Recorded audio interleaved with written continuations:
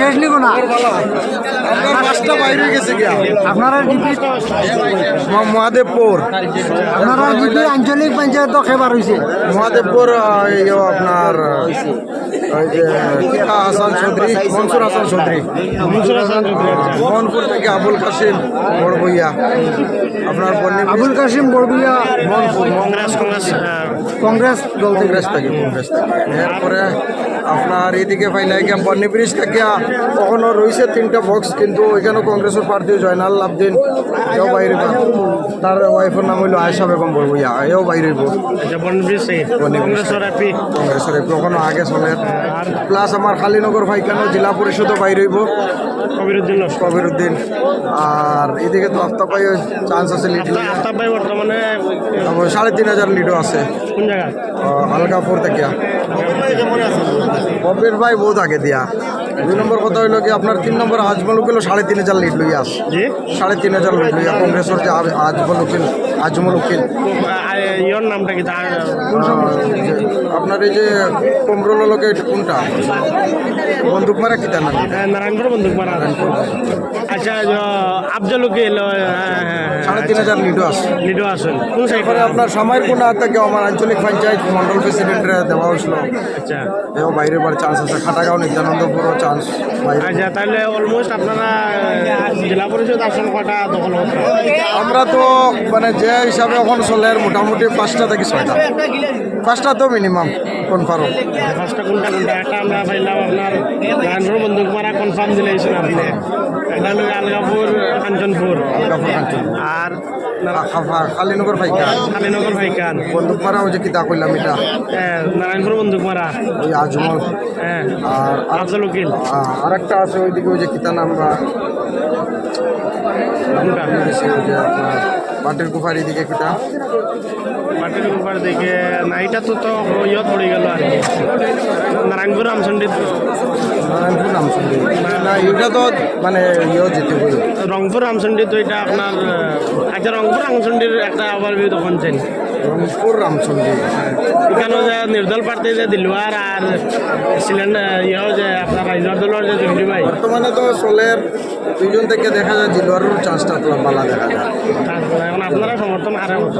আমরা তো দিলওয়ার বাড়লে তো আমরা কংগ্রেসের সমর্থন করবো এটা তো আমরা আগে থেকেও জানি আর রাজ্যের দলের এটা তো বাইরে তো সমর্থন করার কথা না আচ্ছা বর্তমানে রাইজর দলের স্থিতি কিটা হাইলাকান্দির রাজ্য দলের স্থিতি তো ভালো না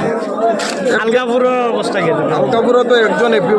12বার চান্স আছে বাদ বাকি তো কোনো খবরও নাই আর দেখা যায় আপনার এইদিকে জহির ভাইয়েরও সম্ভাবনা বেশ ভালো নাই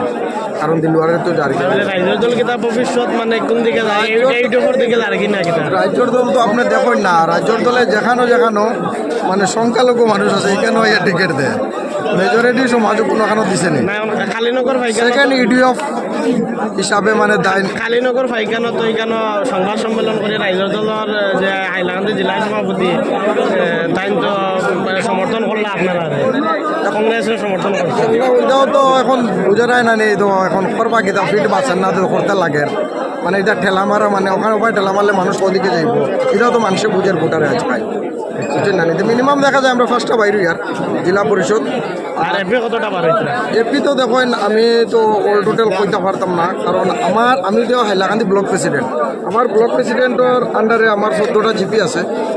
আমার পাইছি আমি কালীনগর ফাইকান আর উমেদনগর রাজ্যেশ্বরপুর উমেদনগর রাজ্যেশ্বরপুর অলরেডি মানে টিকিট অ্যাপ্লাই হয়েছে একটা কংগ্রেস থেকে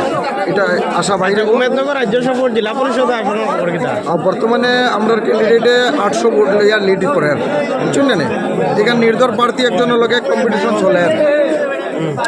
নির্দল ক্যান্ডিডেটের লগে কম্পিটিশন চলে এরপরেও আমরা কে রবীন্দ্র সিং যে আছে 800 ভোট লইয়া লিড চলে আশা করা যায় বাইরে যাবো আচ্ছা আর খাটলি ছড়া মানে খবর কিটা কংগ্রেসের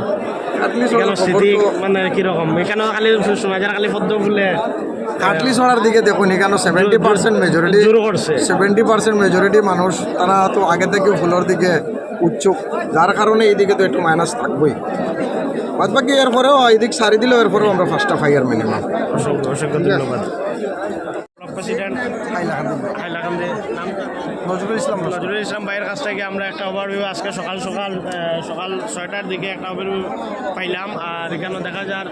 এখনো বর্তমানে আপনার হিসাবে কয় হাজার মানুষ আছে? ও মোটামুটি তো এখানে 8-10 হাজার মানুষ হইব এখন, মানে এই ব্যাক সাইডেও আছে তো প্রচুর মানুষ। আর বৃষ্টির কারণে মানুষ বিভিন্ন জায়গায় ছিটকে আছে। কিন্তু দেখা যার মানে দেখা যায় হাইলাকান্দি জেলা প্রশাসনের যে এত একটা সুন্দর ভাবে যে যেরকমভাবে ইয়ে করা হয়েছে এখনো পর্যন্ত কোনো মানে শান্তি শৃঙ্খলা ধন্যবাদ মানে দেওয়া যায় ভঙ্গ করা হয়েছে না এখনো পর্যন্ত। এখন অবধি ধন্যবাদ দেওয়া যায় ওনারে যে হিসাবে তারা চালাইয়া নেয়। আচ্ছা, একটা লাস্ট একটা আপনার ইয়ে জানতাম স্যার, এই যে বর্তমানে যে কাউন্টিংটা চলে এটা কিতা লাগে আপনার লাগে? স্পিডে চলে না একটু স্লো চলে? অনেক মানুষের কইরা যে ডিম গতি মানে আর কি ওটা হওয়ার। আর পুলিং স্টেশনও মানে আমরা কাছে রাত্রে ইয়েটা আইছে যে অ্যানাউন্সমেন্টগুলো রেগুলার মধ্যে একটা এখন আমি আপনার কালকে সকালে 8টায় যে পার্টি ঢুকছে ফার্স্ট রাউন্ড, এরা বাইরে হয়ে গেছে বিকাল 5টায়। অলরেডি আপনারা নিজেই যে চিন্তাধারা করেন, মানে অনেকে কইরা যে একটু স্লো চলে, এটা তো ঠিক আছে। যেরকম ভাবে যে মানে আর কি আপনার 12 ঘন্টা লেট ওরকম ভাবে আর কি হয়, কিন্তু আমরা দেখি আর অবশ্য মানে প্রশাসনে তো মেনটেন্যান্স করিয়া যার ভালো খারাপ না, কিন্তু ব্যাপার হয়েছে গিয়া যে কাউন্টিং যেটা চলে এটার দিকে একটু স্লো মাইনাস আছে। এটা তো মিনিমাম থাকবো বৃষ্টির সময়, কোনো সময় কারেন্ট যার আর একটা সমস্যা আছে, তারপরে লঞ্চ টাইম এটা তো চলবো মিনিমাম। এটা তো আগেও যেরকম চলছে। আজকে এটা কটা পর্যন্ত গিয়ে শেষ হইতে পারে আপনার হিসাবে? এটা তো আমরা একটা চিন্তাধারা মোটামুটি বিকাল 5টার মধ্যে। কারণ আপনারা প্রার্থী লইয়া কোন সময় বারবার?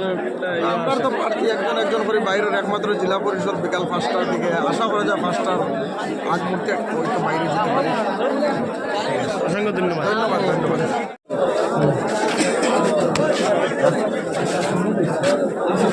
ঠিক আছে বড় ভিডিও